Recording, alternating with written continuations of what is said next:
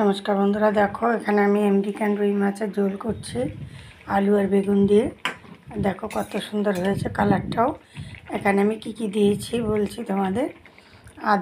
আদা বাটা, জিরে বাটা আর লঙ্কা বাটা আর অল্প একটু টক দই দিয়েছি। আর টমেটো আছে ছোটো সাইজের একটা। দেখো কত সুন্দর হয়েছে।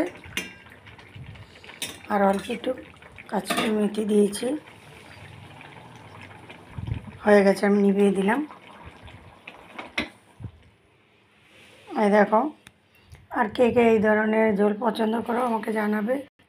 আলু বেগুন দিয়ে আমেরিকান রুই মাছ দারুণ লাগে খেতে, কিন্তু বেশি ঝোল রাখা হবে না, একটু মিডিয়াম। দেখো, ভিডিওটি ভালো লাগলে লাইক কমেন্ট শেয়ার সাবস্ক্রাইব করে পাশে থাকবে। আর কালারটাও কত সুন্দর হয়েছে দেখো।